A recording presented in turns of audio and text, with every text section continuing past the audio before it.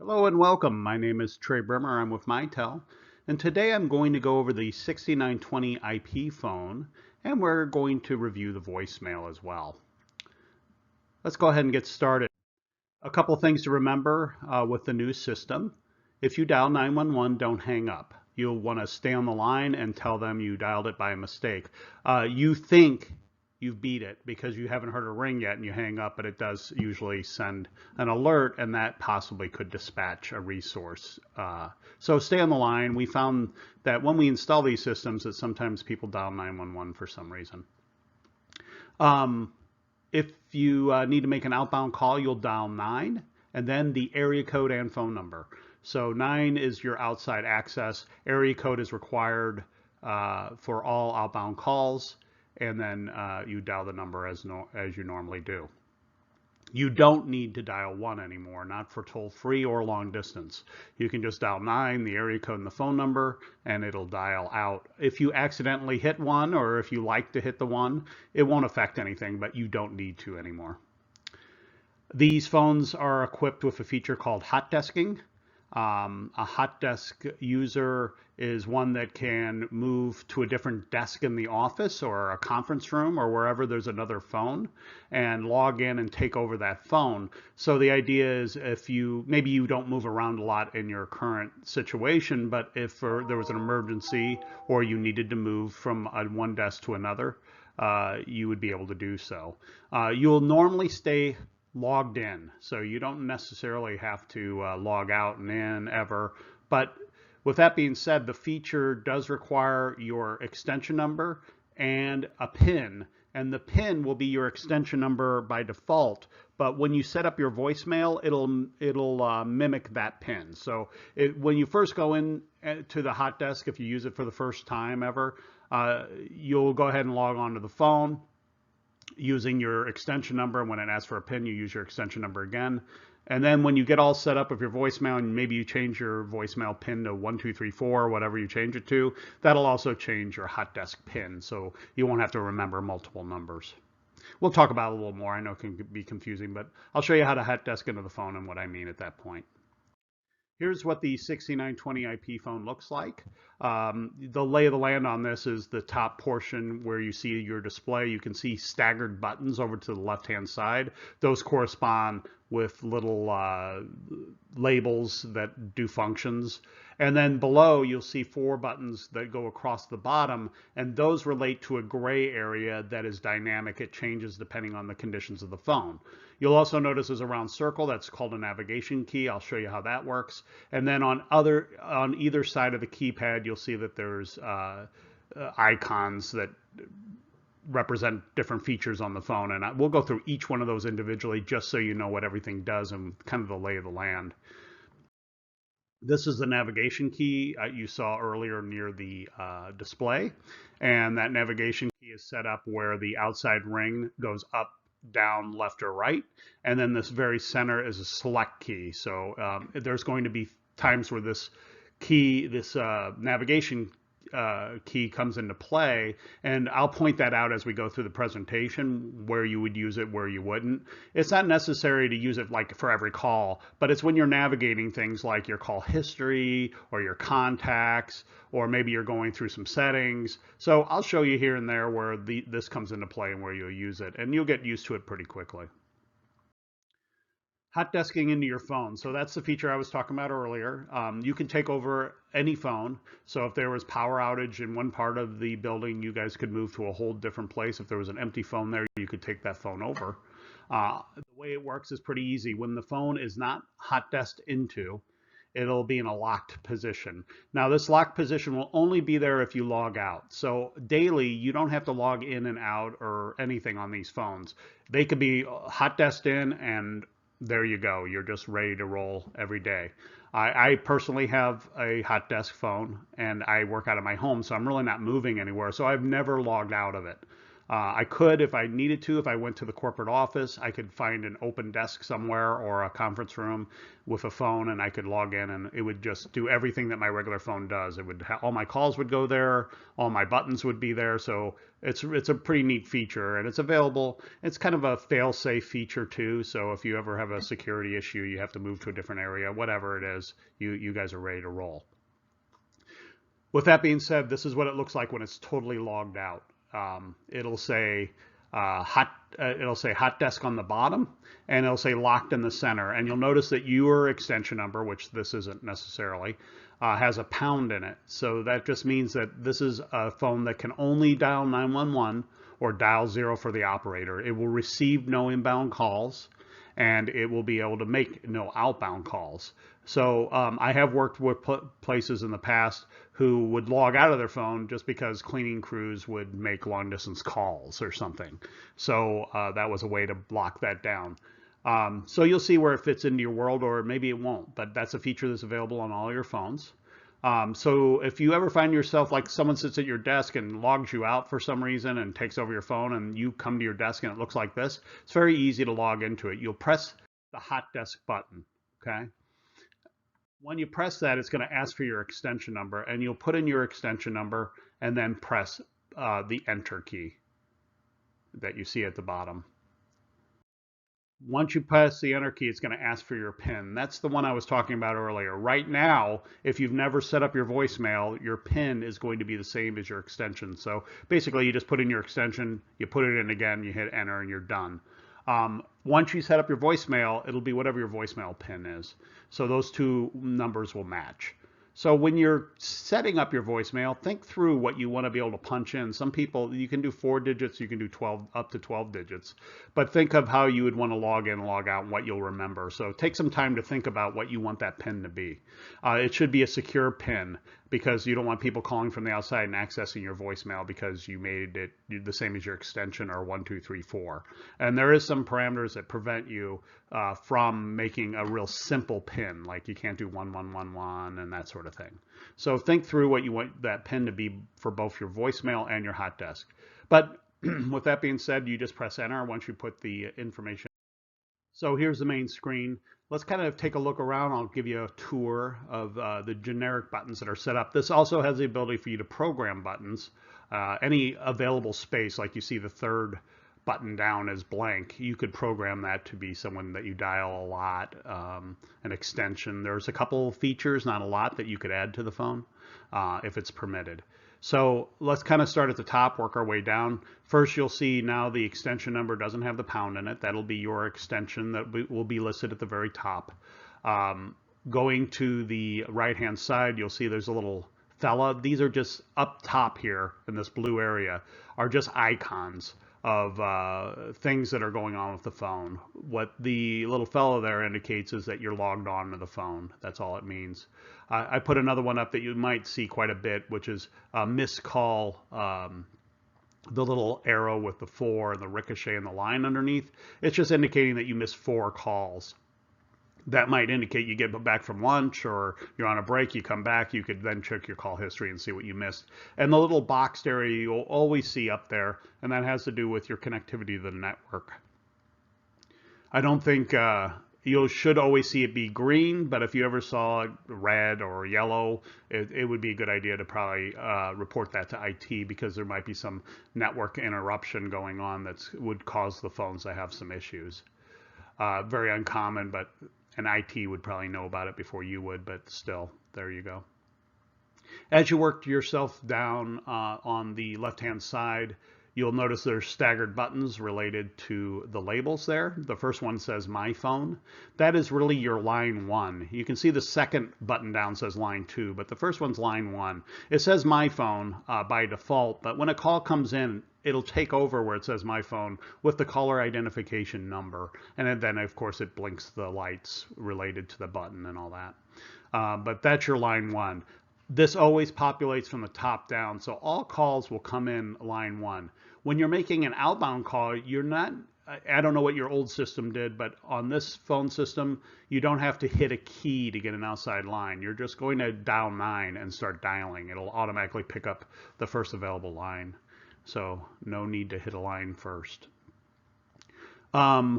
So those are your two inbound line keys. So the way it works is each line key is a pathway. So if I'm on a call and another call comes in, line 2 would then be available for that call. It would show me caller ID, give me a little ring spurt indicator to let me know there's a call there, and I can make a determination if I just let it go to voicemail or if I need to place the call I'm on currently on hold and then pick that up.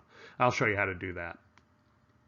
This, if you're on 2 calls, then your third call that came in would go to voicemail. And this has to do with the general user, not someone in a ring group or a hunt group or an ACD group. You may hear those terms thrown around.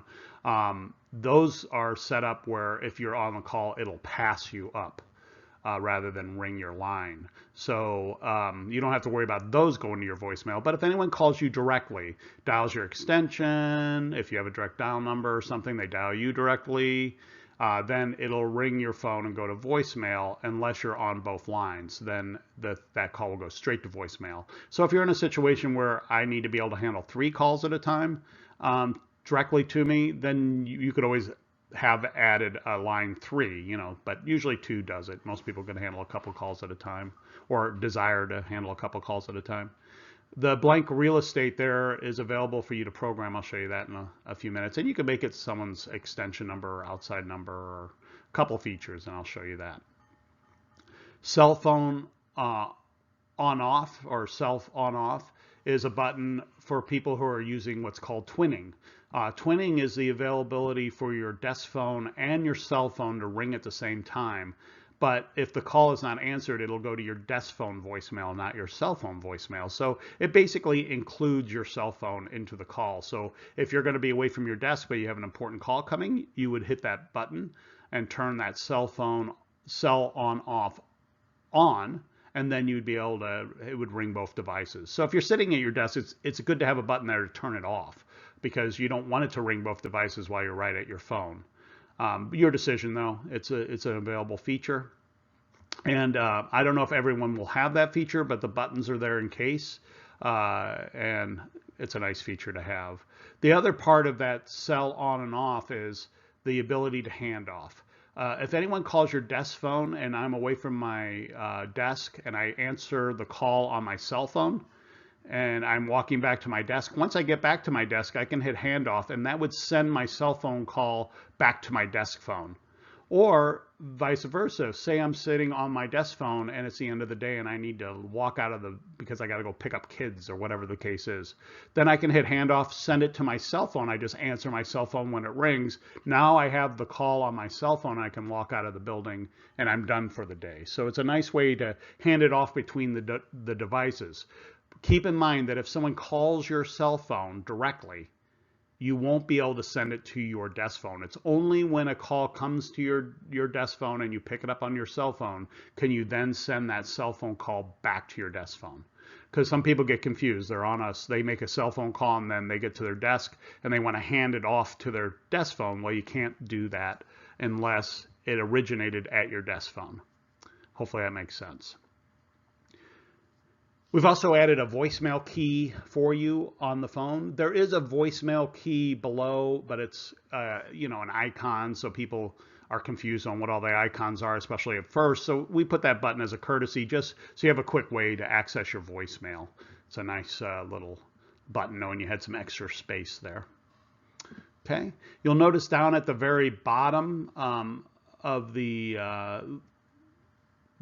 gray area down below, you have those 4 buttons. Now that area is a dynamic. What I mean by that is it'll change depending on what you can do on the phone. Right now the phone's represented as idle, so you can log out of the phone. We just hot desk in, so we don't want to do that.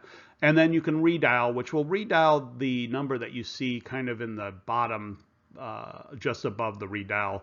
It says redial on the phone number. That's what it's going to redial. And every time you make a call out, it's going to change that redial number. It could be internal extension or an outside number listed there. So just keep that in mind. Also, you can see the center area has the time and date. And then there's some kind of available real estate there in the center. That's going to be where you'll see your caller identification information come in. So when a call comes in, not only will where your My Phone is give the caller ID number instead of saying My Phone, but the center of the display is also going to show the caller ID name and number. So that's kind of nice, and then you'll see that pop up every time a call comes in. Or if someone calls you internally, it'll show their name and extension number. Let's kind of talk about the little dots you see down below. What those are pages.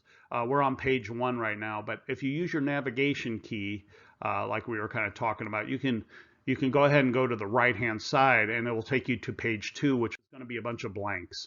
Those are available for you to program. They're very easy to program. No special skill is necessary. All you have to do is, similar to your car radio probably, is hold the button down that you want to program. So if I wanted to go all the way to the top, I just press that top button for about 3 seconds, and then it's going to bring me to a screen that looks like this.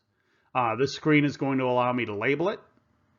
And then I can go down using my navigation key to the number and put in the phone number. If it's an outside number I want to put on there, home or whatever, someone's cell phone, then I would do 9, the area code, and the phone number for the number. And then you have the ability to mark things as private. What private means is it would show the label on the button, but it won't show the phone number. So that way it hides it. So if you want your home phone number to be on your desk phone, then you can mark it as private, and people won't be able to walk past your desk and figure out your home number or whatever. So that you can mark things as private. You will notice that it does offer other features and more when we're looking at the left-hand side of this. More just is like the current version of software that the phone is running. Other features are some features that are available to you. You want to get approval for using these features first. So these are the other features that are available. And really, most of them, like account code verification, mobile line, you're not going to ever touch any of those. They don't do anything for you guys. Do not disturb would create a button that is on and off for do not disturb, which means that anytime anyone calls your desk phone, it'll go straight to voicemail. That could be handy if you're on vacation or you're out of the office. That way people don't have to hear a bunch of rings before they go to your voicemail. That's up to you on that, and up to whoever's managing the system. Call forward is a button that you can create, and it would call forward your desk phone. You really don't need that, but sometimes when someone leaves an organization, they'll forward their phone to a receptionist, and it's nice to have that button on there. Phone lock is probably something you won't use. It's just the ability to lock your phone. It's by timer, and it'll lock the phone, and basically you have to put in a code to access the phone again. It's only for high volume areas where there's a phone that maybe you don't want customers using. I don't think you guys have that issue, so you won't have to worry about that one. Let's talk about incoming calls. Incoming outside and intercom calls will work exactly the same. So here's the inbound call coming in. This isn't answered yet. You can see we talked about earlier where it said My Phone at the top button there. It now has a caller identification phone number. And then in the center, where the redial used to be, you can see that now it's saying that the caller identification name and number is showing up, and it's letting you know it's an inbound call. Your phone will be ringing at this point, so you're going to hear your ring. And then you can see down below in that gray area, it's only offering you answer because that's the only thing you can do. So the gray area really walks you through a call. Once you answered it, it's going to give you your options, what you can do with the call after you've answered it. So that's where you're really going to pay attention to when you're dealing with calls on the phone system, because you'll do your transfer from that gray area. You'll do any conference calling from there. You can end calls and answer calls. Answer is only necessary to use that button if you're using a headset.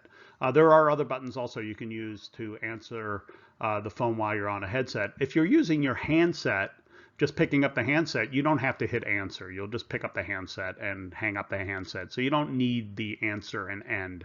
They're there for you if you were wearing a headset, because otherwise if you hit answer here, it would answer it on your speakerphone. So you want to pick up the handset. Okay, so that's what it looks like. Now I'm going to answer the call. When answer the call, it now looks like this. It's settled in.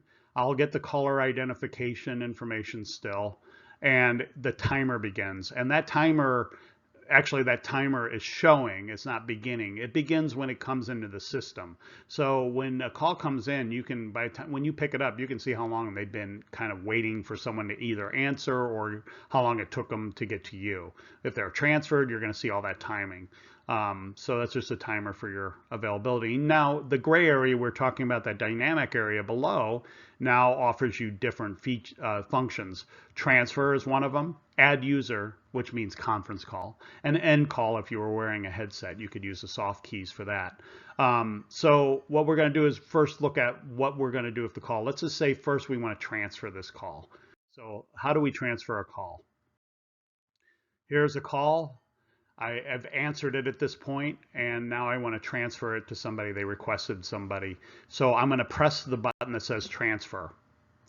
Then I'm going to enter the extension number, or I can dial 9 area code and an outside number. So I can transfer to someone's cell phone or another location if I needed to. But generally, when you're doing transfers, you're transferring it within the company. So you're going to go ahead and put in the extension number of the person that you want to transfer it to. And now you have a choice. You can either wait on the line for them to answer and announce it to them privately, or you can just hit transfer again and complete it. So basically, you hit transfer, dial the extension, and then you hit transfer again to complete the transferred call. How long you take to hit the transfer the second time will determine if you're announcing it or if you're just sending it along. So if it's somebody, if a call comes in and they just said, can I have Joe at extension 1234, I can hit transfer 1234, transfer, it goes, I'm done with the call. If they said, can you, is Joe in, and I know Joe needs all his calls announced to him, then I would hit transfer, dial 1234, Joe would pick up. I would say, hey Joe, there's a call for you from ABC company. Do you want to talk to him? Joe would say yes, hopefully, and then you hit transfer again to complete it. Okay, so that's the general way transfer works. Pretty easy. Transfer, extension, transfer again. But let's just say something comes up. What if Joe doesn't want the call, or Joe gives you instructions to do something else? How do you handle that? Well, those buttons are here in this gray area as well. So the other options you have are, let's just say I go ahead and hit transfer and I dial your extension and I wait for you to pick up, and you've picked up. And I say, hey, Joe, ABC company's on the line for you. Oh, would you mind introducing me to ABC company? I don't know them very well, and you do. Well, what I could do is I could hit the join calls button, and that would start a conference call, three-way conference call, and we'd all be connected. So it's a way I could, on the fly, my intention is to transfer it originally, but even though I was going to transfer it at the last minute, I can make it a conference call if that's what the conversation leads to. Let's just say I have a call from ABC company and I'm going to transfer it to Joe. So I hit transfer and I dial Joe's extension. Joe picks up. I say, Joe, ABC company's on the line for you. Should I send him through? And Joe says, hey, who is it with ABC company? I work with 4 or 5 people. I could say, hold on a second and hit trade calls. That's the next button over. That will take me back to the original caller without canceling the transfer. And I could say, who are you? And they would say, Bill. And I would say, hold on, Bill. And I could hit trade calls, go back to Joe. Joe, it's Bill. And then I could hit transfer to complete it, and I would be done. So those are a couple different ways you can manage the transfer before even finishing the transfer, which is nice. The last thing you can do is a transfer back to held.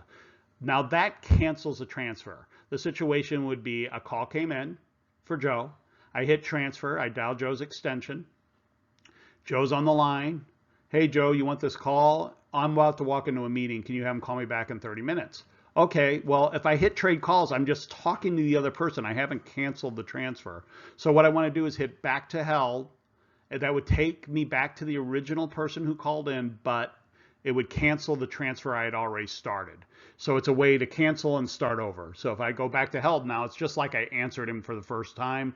And I can say, Joe, sorry, Bill, Joe's unavailable. Would you like to go to Trish?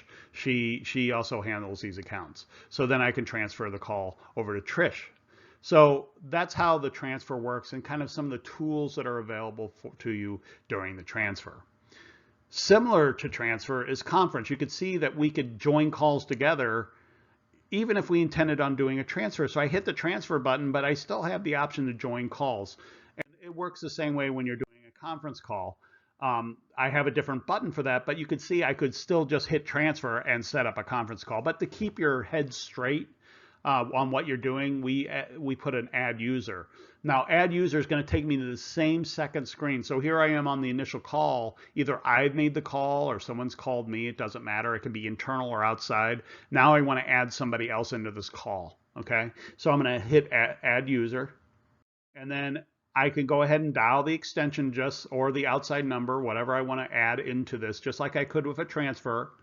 But instead of hitting transfer, I'm going to hit join calls. Join calls will join us all together. So this would be a 3-person conference, but you could conceivably do up to 8 people, including yourself, so 7 other people on a conference call on this phone system. So you could keep adding people, because once you're connected, it'll offer you to add another person, and then you can do the same process over and over and add multiple people onto the call. But in this case, what we've done is we had the call, either we made it or they made it, or they called in, and now I'm going to join us together. So I hit add user. Now I'm going to dial the extension of the person I want to add in and hit join calls. When I hit join calls, it'll join us all together, and I'll show you what that looks like. But notice before I go to that we have the trade calls still. So I could go back to the original caller just like I could with a transfer and say, hey, what's your name again? Or whatever information I needed to pull from the person without canceling the conference call I'm about to set up. Also, I can go back to held, which would cancel it when you're on a 3-party conference. But if you're on a 4 or 5 or 6-party conference, it just takes you back to the last bunch you had. So, and that's very handy on a conference call, because if you're trying to add 3 or 4 people, what happens a lot of times is you call somebody knowing you're reaching out to those people. They could be, you could go to their voicemail, you could get a busy signal, and if you get those, you don't want to add those into the conference. So you're going to use that back to held, that's go back a step, and that'll take you to the people who you already have set up. So hopefully that makes some sense to you. One thing I do encourage people, if you think this is a function you're going to use, you have some friends in the office, call them and conference everyone together just to see how easy it is. You can conference 7 of your friends in the office and have a conversation just to check and make sure. And what's nice about it is you can add a person, and someone, when that internal person is part of the conference, they could add another person. It doesn't have to be the original person who set up the conference call. It could be anybody inside the office that adds a person into the call. So it's a fun way to kind of get used to the conference feature. In this case, what we've done to this point is we've hit join calls. We hit add user. We put in the extension or outside number, and now we're going to join the calls together. So I go ahead and hit join call. So now you can see we got a 3-party conference, everyone's conference together. And you can now add users in as we move along. I can hit add user. I can add a 4th person, a 5th person. Now when you see this, everyone can hear you and you can hear everyone.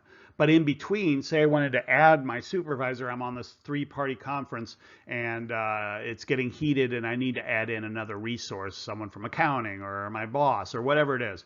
I can say, hold on everybody, I hit add user. It puts everybody on hold. They will not hear what I have to say. And I could dial the extension and then bring my boss up to speed without the conference call hearing. But once I hit add user, or once I hit connect to the conference call, then everybody's going to hear what I say, and I'm going to hear what everyone else says. A couple other features have now popped up, and not to be too confusing on this, there's a feature called split. That'll split everybody off onto their own line. So if someone's saying something they shouldn't say, you have the ability to kind of end that by hitting split, and it puts everybody on hold. And it will then change from saying split to trade calls like we had before, and I can go back to each of those people by hitting trade call one time and talk to them individually. Hey, don't say that, that's proprietary, or whatever it is. So it's an emergency button kind of to split off everybody on their own line. And leave call is a button that will allow you to leave the conference call going without you being on the conference call. And a lot of times that happens with like a assistant or something who might be setting up a call for somebody who's on their mobile phone, or they're calling several outside people and putting them on a conference call. Now I don't need to be on the conference call anymore, but knowing I'm the only person internal to the call, then I have to hit leave call to get off of it. If I hang up, it hangs up on everyone, because you don't want 7 or 8 people, 7 people tying up 7 lines on your phone system when you don't know it. So if you're the only internal person on a conference call, then you have to, and you want that conference call to continue without you, you have to hit leave call to give it basic permission to keep that call going. Okay? So that's how that all works. Now let's kind of talk about the buttons below the display on the phone. They're a little more cryptic, so I want to make sure I go through them very carefully, but they are kind of separated out in a logical way. So the ones to the left-hand side of the keypad are more tool related. Things like your call history, your contacts, settings are in there, some volume control. You have an additional access to voicemail. We put a button to make it easier on you, but you can access your voicemail from a button on this side. So it's not so much to do with actually when you're on the call. It's not things you would want like a mute would be. That's when you're on a physical call, you might mute, or you might hold the call or something like that. This is more related to other features. I want to look up somebody's name, that kind of thing. On the left-hand side, on the right-hand side is more functions of being on the phone. Things like hang up, redial, hold, mute. There's a speaker key there. So it's all related to actual call, dealing with calls. So the idea is you have your transfer and your conference up on those soft keys, and these are kind of the remaining keys that you'll need, during the course of a call. So let's start at the top and work our way through. First one is your contacts key. Contacts are 2 things. Personal contacts, those are ones that you can add in. You only have so many buttons on your phone, so there might be some people that you want to have a quick access to that you don't necessarily want to give them a button. So you can add them in here, and you just hit add new. You can type in, using the keys on the telephone, the name that you want or the label, and then you can put in a phone number for both a cell phone and an office phone. You can put in multiple kind of tags on there, so it's kind of nice. You'll see that sometimes you see people's faces. That has to do with MyCollab. That's a whole different conversation, but you can add your picture in MyCollab and it'll show up on your phone, which is kind of neat. So you'll see sometimes people will have either their initials if they don't have a picture, or they'll have their face, and that's usually the company tells you if you're going to add that picture in or not. The other contacts that you have are corporate. But before I go away from the personal contacts, I want to say you can add them here, but you can also add them in from your call history. So if you see if someone calls you and you're like, "Ooh, I better save that call," I can add it into my personal contacts from my call history. So that's a good way to do it, because the number, you don't have to type in all the information necessarily. So that's how that works. The other part of this is your corporate contacts. Now, this is where this screen, the navigation tool, is going to come in, because when you start off on personal, if you go to the right with your arrow, that would highlight somebody in that blue that you see around personal, and then I could call or dial them. I could either dial them because the display at the bottom will offer me dial, or I can hit the center of the navigation key and dial them. I can also continue to go to the right, and I'll show you this in a few minutes, and it would take me to that person's detailed information. So let's just say I wanted to call somebody on my list. There's Lisa Ray down there. If I wanted to call her, I could scroll over to her name, or over and then down to her name, and then scroll to the right one more time, and would bring up all her numbers that I have stored for her. So if I don't want to just dial the main number listed there, her extension number, I could go to her cell phone then if I had that listed in there. So it's a way you can look at their, I have that slide for you. I'll show it to you in a second, but that's something I want to touch on. The other contact is is your corporate contacts. And people are confused by corporate contact because when you go to corporate contact, the corporate contact list will be blank. It requires that you put in one letter at least of the last name. This is driven by last name. You do have a thing called My Collab that may be offered to you. And if that's offered to you, then you can type first or last. But on the phone, it's last name only.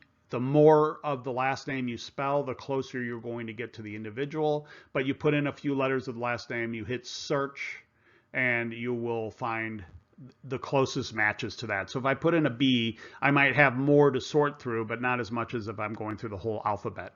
So if that's the case, I will use my navigation key to scroll over to the right, and I can go down until I find the person. And then, of course, I can hit a soft key will come up that says dial, or I can hit the center of my navigation key.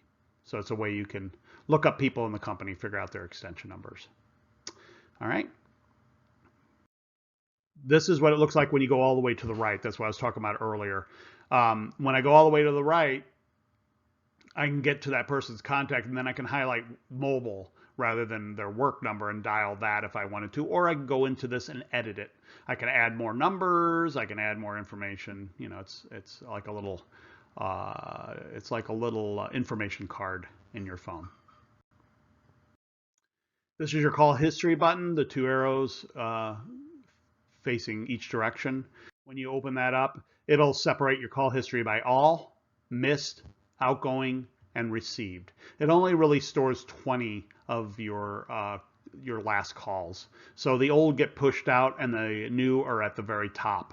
When you're looking at all, when you're looking at all, you'll notice that the icons next to the individuals indicate if they're missed or outgoing or received, or you can separate it out by scrolling down with your navigation key. Okay, pretty easy. And then this is also where you can, when you scroll over, you can add them to your personal contacts. And this is what I was talking about earlier. When you highlight somebody, you can then dial them or delete them or close out of it. So this is a good place in call history. If I have you had called me, but I want to save you as a contact, I can do so from here rather than having to type in this case, Bertha's whole name and her phone number and everything. I can get a head start. So it's kind of nice. Here's the voicemail key. We put a voicemail shortcut key on your phone. Okay, so you have that. So this does the same thing.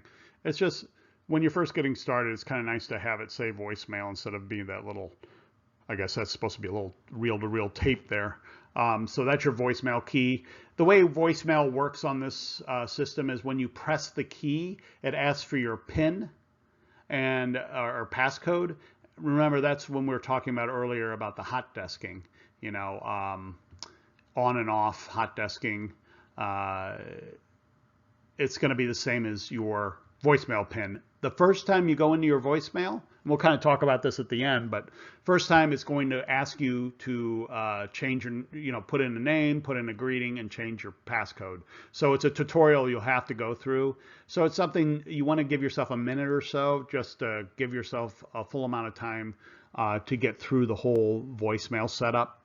Because it gets confusing if you're halfway through and you hang up. You're not sure if you've changed the passcode. You don't know what happened. But I do want to say one more time that it's important to remember your PIN. Make it something you'll remember, but make it something that's secure. If you forget it, it's not the end of the world, but someone will, the system administrator of the phone system will have to clear that out and get you started again. So it's important to kind of remember what that PIN is and how it works, okay? It gets confusing otherwise for people if they're halfway through and they hang up and they don't know where they are. But that's your voicemail key. This is your settings key. This is all the setups, things like the how bright this display is and the language and all that goodies are in there. I'll show you. I'll highlight a couple of the big ones for you, and then this will kind of give you a way. Here are the ones that are most commonly used: a call forward, the audio, and the display. The rest of them, a lot of these have to do with settings that you don't want to touch, or you can't touch because they're locked down, or things to do with language that if you change it, it changes all the language on the phone, so it makes it hard to change back. So kind of want to avoid those type things. But the big ones are call history. And if you want a more in-depth on all the different icons and what they mean, there is a full manual out there. It'll go through each in depth, but I'm only going to touch on the things that will probably touch you. First one is call forward.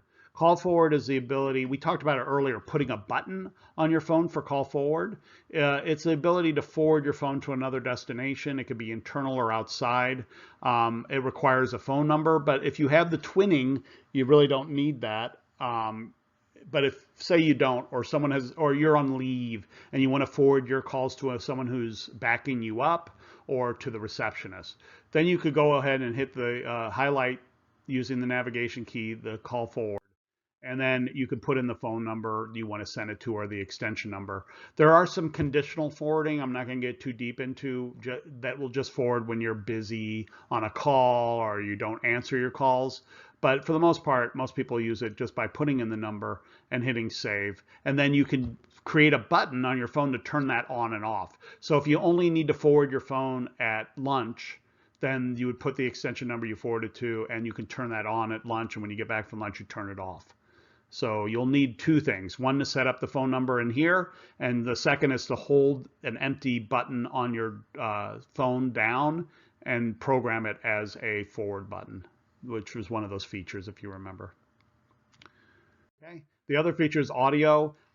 If you don't like the ring, or maybe you want to make your ring a little different so you recognize when your phone's ringing when you're stepped away from your phone, this is where you go. But before you go, press on the button. If you're wearing a headset, rather than hit the select, use the arrow down on the audio and it'll say audio path, and you can change it from speaker to headset. And when you plug in your headset to the back of the phone, when you hit your speaker button, it'll go straight to your headset. Otherwise, you have to double tap that speaker key. And I'll talk about that when we look at the speaker key, but it's a good thing if you're wearing a headset to change the audio path. It makes it easier for you. Otherwise, if I select audio, it's going to change the way the phone rings. You'll notice by default the ring is very sing-songy, like a cell phone type thing. But if you don't like that, you want more traditional rings, all you have to do is you can choose for both internal ringing and external ringing. Just highlight when you go to internal ringing, go to the right, you'll hear them start playing the ringtones, and just go down until you find the one that's most pleasant to you and then select it. Then you go back in again and you can do external ring, and you can make that one a little different or the same if you like. So those are the different rings that you can manipulate. The last part, this is more of a personal pet peeve of mine, the display. These phones have a screensaver that pops up by default after 5 minutes, and it's adjustable. You can push that out longer, but it dims the phone. And like my phone currently, I looked over at it, it's dark. And to wake it up, I have to do an extra step. I have to push a button. So I kind of like to turn that timer up. And the way you can do it is just go to your display, select it. This is what the screensaver looks like, but it's dimmed so dark that you don't even really see the time when it's dimmed. So if you don't use your phone constantly, I always like to adjust that timer. So here's what the settings look like. The first one just has to do with the brightness of the display. If you feel like it's not bright enough, or if it's too bright, you can adjust that brightness up or down. And you would think you would use the navigation key for that, but you can see those two little gray arrows in the gray area. That's actually where you make the adjustments. It's the only place on the phone where you have to make the adjustments through those extra keys in the gray area. Otherwise, the navigation key usually does it all. But so the brightness is just the brightness of the display normally, not when it's screen. You have to go down to where it says screensaver, and I think you can have up to 59 minutes before it turns on. It is nice for it to turn off and dim at night, so it's not using energy. But you know, during the day while you're there, you can set it for a different time, 30 minutes, 20 minutes, whatever you think the time is you normally would be between calls or so, you can do it. It's not the end of the world if it dims. You know, you just press any button and it wakes up, or if a call comes in, it wakes up. But it bothers me for some reason, so I just show people. So you can adjust the level also when it does dim. How dim does it go? So that way you can see the time bouncing around if you like on the phone. So there's that. I just wanted to show you. And you can hit save. Plus, when I haven't told people about this, it gets asked usually. So I like to make sure you guys know where it's at. Okay. The next key down is your volume control. It controls every piece of volume. So if I pick up my handset, I'm adjusting my handset volume. If I have a headset, I can put that on. I can adjust my headset volume up or down. And then when a call comes in, before picking up the handset or answering it on your headset, you can adjust that and it'll adjust how loud your ringer is. I think everything by default is right in the center. So I personally need a little louder because I can't hear. So I always turn everything kind of up closer to the top. And maybe that will annoy you, so you can turn yours down if you like. So that's where your volume control is. Now we're looking at the right-hand side of the phone, and you can notice that's right under the navigation key to keep it straight for you. This is all mostly call control stuff. So first thing is hang up, and you'll want this button. You have two ways to hang up on people when you're on your headset. One is you can use that hang up button that is in that gray area below the display. It'll offer that to you. Or you can hit this red key at the very top, and that'll hang up on your calls. Okay, so headset users will use this. You don't need this key if you're a handset user. If you're just answering calls on your regular handset, you just hang up your handset and it's hung up. But headset, you might like that. So that's one key for that, and that's all that does. This is a redial list. So what that means to you is I want to redial somebody, but it's not the last person I dialed. It's the second to last or the third to last. If I wanted to just redial somebody that I just called, then that would show up. Sorry, that would show up on my display, and I can just hit redial there while the phone's idle. But this will take me to my call history dialed call list. So it looks like this, and it would go to outgoing, and I could just pick the second or third person I had dialed if I wanted a shortcut to that. Okay. The next button down is hold. It looks like a pause key. When you use the hold key, it'll show up on your display flickering, that line key between yellow and kind of an orange color. You'll see it kind of vary back and forth, and it'll be lit up on the key, and it'll tell you it's on hold. And all you have to do is press the key corresponding to the line, and you've recovered it. So you place it on hold, and you pick it up here on the displayed area button. Here's your mute key. It mutes the handset, the headset, or the speakerphone. So it's on and off. When it's lit, it's on. So if I need to sneeze or cough or say jerk or whatever, I'll hit the mute key and make sure it's lit, and you're good to go. Then you can sneeze and cough and say jerk, and no one will hear you. Next key down is your headset and speaker. This key, the picture I have of the key is from a little bit older phone. Now you'll notice on your phones that they have a little symbol of a headset slash speaker or speaker slash headset. So it'll give you a better indicator of what that is. But when calls come in, if you made that change to the audio path that I showed you under settings, then when you tap that key once when a call comes in, you'll be answering the phone on your headset. If you don't, then you just have to double tap the key. So if you hit it twice, you would be on headset. If you hit it once, you're on speaker.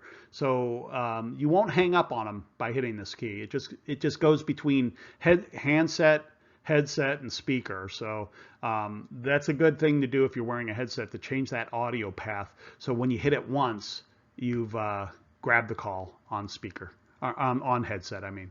And remember, when you answer calls using this key on your headset, you'll hang up with that red key above, or where it says hang up in the gray area.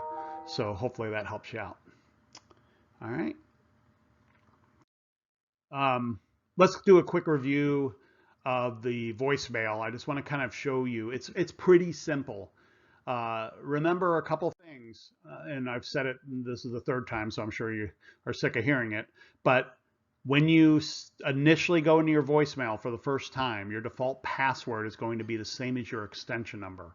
So if your extension is 1234 and it says please enter your voicemail PIN, 1234 will be your voicemail PIN. But immediately when you go in, it's going to recognize you've never been in before, and it's going to start you into a tutorial. This tutorial takes about 30 to 40 seconds.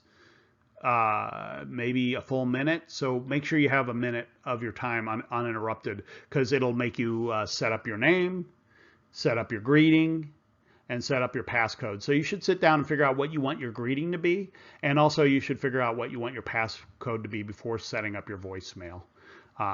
But once it's set up, that'll also be your hot desk pin as well as your voicemail pin. So use the pin for both.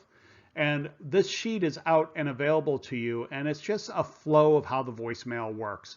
Though I have to tell you, there's very little mystery involved. The boxed area are all the ways you can access your voicemail. Like we talked about before, from your own phone, when you hit either the voicemail key that's on near your display, or if you hit the icon key, it'll ask for your PIN and you're in. So that's all it takes is your passcode, and it'll start letting you hear what your messages are, or you can go to creating a message, or you can go to your user options. If you're at someone else's phone, then the star is going to come into play. You're going to press the voicemail key on their phone and then press star. It'll then say enter your mailbox, and then you have to hit star again to let it know that you're trying to access your voicemail box. So it's a little harder. The farther away you get from your phone, it gets a little bit harder. From outside, if you call the main number, when you hear anything automated, you can also hit star, and then it'll put in your mailbox number and hit star again and access your mailbox that way. Star again and then your PIN. And then you can get into your voicemail from there. Or if you have a direct dial number, which means a number that's directed straight to your phone and doesn't go through an auto attendant, then when you call that number and you hear your own voice, you can hit star, and then it'll be a little quicker. It'll ask you for your PIN and you can get right in. So the box area tells you all the different ways. And when it talks about things like backdoor numbers, that's like sometimes people set up an auto attendant for voicemail users. And when you hear DID, that's direct inward dial number. That's a phone number that goes directly to you. So that's what those terms mean. When you're looking at the flow, the other part of this this flow sheet, you're going to see that you're going to see, oops, kind of just the basic flow of the voicemail. It just helps you kind of maneuver through the voicemail, though there isn't mystery. It's going to tell you every time. But if you don't want to wait until a message is over to discard it or save it, you can press the keys related to that prior to it. And this just gives you an idea. So to play a message, you just press 7 and it starts playing the message. Underneath where it says P to play and it says play message 7 in red, those are little cheats in the voicemail system. You know, rewind 5 seconds is star, so you can back up if someone leaves a number, 355544, and you're like, what? You can hit the star key and back up in 5-second increments. And there's a fast forward on there, which I don't know if you'd use, and a pause for 30 seconds. So someone maybe looked into your office while you were trying to listen to your messages, you could pause it by hitting 1. So those are kind of available cheats for you. Everything else is really well known. When after you listen to a message, you can play the message again. You can answer it, which means it will call back the caller ID, either the extension number or the outside number, to get back a hold of that person. It's a handy tool if you're listening to your voicemail when you're driving. You can give it to another user if you'd like, which means I forward it to somebody else. And I could then also append the message, or I could add a comment to it before sending it. I can discard it, or I can go straight to creating a new message from this menu by hitting 6. If I wanted to create a message from here, you have 2 ways to leave people messages. One is by calling their extension. If they don't pick up, you go to their voicemail. And the other way is that I can go into my voicemail, press 6, and then I could record a message, dial the extension, record the message, and then send it to them. You can always leave messages and mark it as different priorities. You can always make things confidential, which means that they can't be forwarded to anyone else. You can get a return receipt or request back where I figure out when you listen to it. I can mark things as urgent, which will make it move to the top of your playlist and notify you there's an urgent message. And I can mark things for future delivery, which means that I could, if I want to send a message out, but I want to send it out at midnight to make it look like I'm working harder, I can mark it for that time to head out the door. The other thing that you have available on your voicemail is user options, which are going to be things like things that you did in the tutorial. Change your name, change your greeting, change your passcode. You can also listen to the tutorial again. Almost no one ever has done that, but you can do it. So if you change your greeting, maybe you're a person who needs to change it because you're on vacation or you're out of the office, or you're just a happy person who wants to tell people it's a great Monday or a great Tuesday or whatever, then you can change that message very easily on a daily basis if you needed to. Changing your name, maybe not so often, but a lot of people set up their voicemail and they go, ooh, I didn't like the way that sounded, but I'll go back in later and do it. And this is a way you can do that. And then you can change your passcode. If you feel like your passcode has been compromised in some way, you can go in and make a change to it periodically if you'd like. So that's just an overview of the voicemail. The nice thing about the voicemail is it's not very mysterious. When you get in, it's going to tell you everything you need to know and how to get to things and how to do things. So it should be a pretty happy experience for you to be able to use that voicemail on a daily basis. So that's what I have. I really appreciate you, and I hope that this helps you kind of maneuver through your phone to begin with. You'll be an old pro in no time. Remember if you're going to be using a conference feature or you're going to be transferring a lot of calls, have someone call you and try it out prior to using the feature. That way you feel a comfort with it. Doing it once, you realize maybe I made it sound harder than it really was. So give it a shot. I hope everything goes well for you, and thank you very much for attending.